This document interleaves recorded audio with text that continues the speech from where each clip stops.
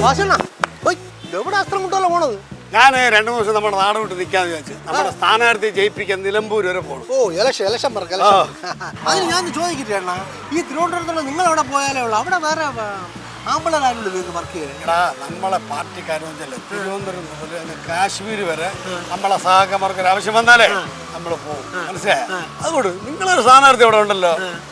അണ്ണാ നമുക്ക് സ്ഥാനാർത്ഥി ഉണ്ടെങ്കിൽ അവിടെ വർക്ക് ചെയ്യാൻ വേറെ ആമ്പിള്ളാരും ഉണ്ട്. കൊച്ചിയിൽ നിന്ന് കോഴിക്കോട് നാടനക്കേണ്ട ഗതികേട് നമുക്കില്ല. നിങ്ങള് ഇലക്ഷൻ വരുമ്പോഴേ കേന്ദ്രമന്ത്രി പ്രധാനമന്ത്രി എല്ലാം ഇറക്കി അങ്ങ് പയറ്റും.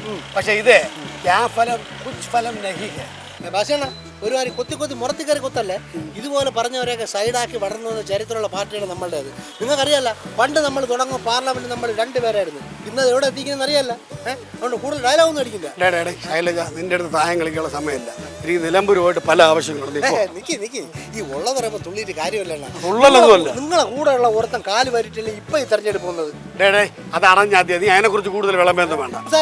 സംസാരിക്കും. ഇപ്പൊ ഈ 2ാമത് തെരഞ്ഞെടുപ്പ് നടക്കുന്ന ലക്ഷങ്ങൾ പൊടിച്ച് തെരഞ്ഞെടുപ്പ് നടത്തുന്നത് ഞങ്ങളെ കൂടെ നീതിപ്പണം കൊണ്ടാണ്, അല്ല നിങ്ങളുടെ പാർട്ടിയിലെ ഫണ്ട് എടുത്തിട്ടല്ല. അതെല്ലാം ഉണ്ടെണ്ണ, സാധാരണക്കാരനാണ് ഞാൻ, അതുകൊണ്ട് ഞാൻ സംസാരിക്കും. കൂടെ നിർത്തനെ കാല് വാരി പാർട്ടിയെ മൊത്തം നീ പറയരുത്. എങ്ങനെ കാലുവാരി? എന്തിന് കാലുവാരി? അണ്ണാ അയാള് മാക്സിമം സഹിച്ചു കാണും. സാമം ദാനം ഭേദം ദണ്ണം ഇതൊക്കെ നോക്കിക്കാണും. നിങ്ങളെ പാർട്ടിക്കാരല്ലേ, അയാൾക്ക് നിവർത്തിയില്ല ചാടിയായിരിക്കും. പാവം സഹിച്ചു, ഒത്തിരി സഹിച്ചു.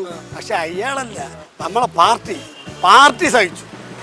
അണ്ണാ ചുമ്മാ ആരും ഒന്നും ചെയ്യില്ലണ്ണ. നിങ്ങൾ അയാളെ നിൽക്കാൻ പറ്റാത്ത രീതിയിൽ ഉപദ്രവിച്ചു കാണും. സഹിക്കാൻ വന്നപ്പോൾ മറുകണ്ഠം ചാടി, അത്രേ ഉള്ളൂ. മറ്റൊരു പാർട്ടിയിൽ നിന്ന് മറുകണ്ഠം ചാടി വന്നവന് പാർട്ടി തണലിൽ നിർത്തി വിജയിപ്പിച്ചെടുത്ത് MLA ആക്കി. എന്നിട്ട് കാണിക്കേണ്ട പോക്കിരിത്തരം മൊത്തം അവൻ കാണിച്ചു. പാർട്ടി അതെല്ലാം സഹിച്ചു. പക്ഷെ പാർട്ടിക്കിട്ട് പണി തരാൻ വന്നാല് പാർട്ടി സഹിക്കൂല. മനസ്സിലായ? എൻ്റെ പൊന്നണ്ണ, ഇതൊക്കെ നിങ്ങളുടെ ന്യായങ്ങൾ. ഇതൊന്നും നമ്മൾ പൊതുജനം സഹിക്കേണ്ട കാര്യങ്ങളില്ല.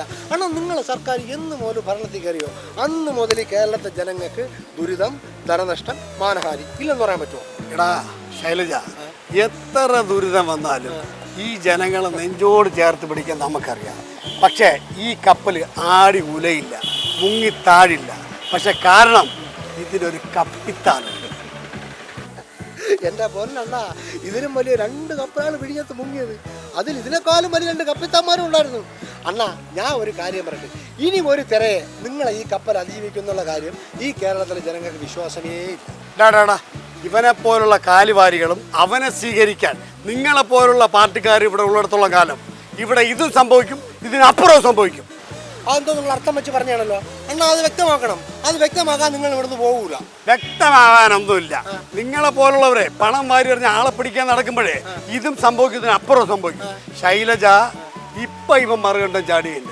പിന്നിൽ നിങ്ങളാണോ എന്നൊരു സംശയം എനിക്കുണ്ട്. ഒരുപാട് തോന്നിയ ദിവസം പറഞ്ഞിട്ടുണ്ടല്ലോ, അണ്ണനാണ് കിടന്നാണ് ഞാൻ നോക്കൂല. ഈ മൂട് പൊട്ടിയരെയും ബക്ക് പൊട്ടിയരെയും പിടിച്ച് പല പാർട്ടിക്കാരുടെ ഗതിയാണ് നമുക്കില്ല.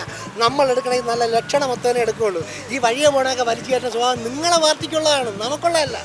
ആടെ വലിഞ്ഞേരുത് ഏവനെങ്കിലും പോക്കറ്റ് തന്നെ കാണിച്ചു പറഞ്ഞാൽ പാർട്ടിയുടെ നെഞ്ചത്ത് കയറുന്നത് കേട്ടോ. മനസ്സിലായി?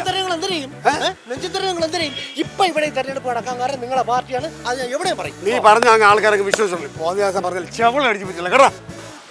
നിനക്ക് ഞാൻ കോള് വന്നു.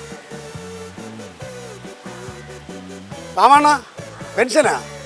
2 മാസത്തെ പെൻഷൻ അക്കൗണ്ടിൽ വന്നില്ലേ? നോക്കണ. വന്നാ അണ്ണാ നിങ്ങൾ 2 മാസം പെൻഷനൊക്കെ ഒരുമിച്ച് കൊടുക്കുമല്ലേ? അപ്പം നിങ്ങൾക്ക് ഒന്നീ ജനങ്ങളെ ബുദ്ധിമുട്ട് മനസ്സിലാവണമെങ്കിൽ ഒന്നീ നിങ്ങൾക്ക് തിരഞ്ഞെടുപ്പ് വരണം, അല്ലെങ്കിൽ നിങ്ങളുടെ സർക്കാരിൻ്റെ കാലാവധി കഴിയാറാവണം. ആ സമയമാകുമ്പോൾ കൊണ്ടുപിടിച്ച പെൻഷൻ കൊടുപ്പ്, ഓടി കിടന്നുള്ള വികസനങ്ങൾ. എൻ്റെ പൊന്നെണ്ണ, നിങ്ങളെ പാർട്ടിയിലെ നമ്പരാണെന്നൊക്കെ നീ ആക്കണ്ണ അറിയാത്തത്. നിങ്ങളൊക്കെ വലിയ ഹരിചന്ദ്രമാരാണ്. ഇലക്ഷൻ അടുക്കാറാവുമ്പോൾ പെട്രോളിന് 5 രൂപ കുറച്ച്, ഗ്യാസിന് 50 രൂപ കുറച്ച്. പക്ഷെ ഇതെല്ലാം ഇലക്ഷൻ കഴിഞ്ഞാലോ ഇതിൻ്റെയൊക്കെ റേറ്റ് വാണം വിട്ടുള്ള ഒരൊറ്റ പോക്കാണ്. ഒരു തോന്നിയാസം പറഞ്ഞിട്ടല്ല മൂക്കിനെ പരിപിടിക്കാൻ കൊല്ലത്തും കിട്ടും കേട്ടോ. നിന്റെ കൂടുതൽ ആടാടിച്ചാൽ നിന്റെ ശവം ഇവിടെ ഒഴുകാം. എന്റെ കൈ മാങ്ങ പറിക്കാൻ പോകുമല്ലോ, മുടയെടുത്താൽ തന്നെ അടിച്ചു കൊന്നിട്ട് ഞാൻ പോകും.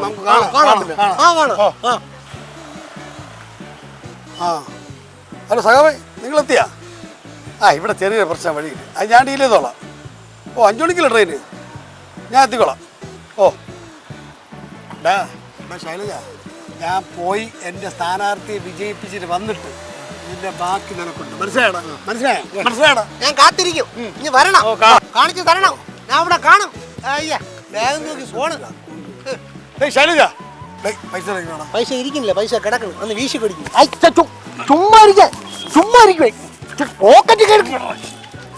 ഇത് നീ വള്ളി തിന്നിട്ട് നടക്കുന്ന സമയത്ത് നിനക്ക് ഞാൻ കുറേ മിഠായി വാങ്ങി, മനസ്സിലായില്ലേ? പൈസ കൊണ്ടുവരെ സഖാക്കളെ മുന്നോട്ട് മുന്നോട്ട് മുന്നോട്ട് മുന്നോട്ട് മുന്നോട്ട് മുന്നോട്ട് സഖാക്കളെ മുന്നോട്ട്.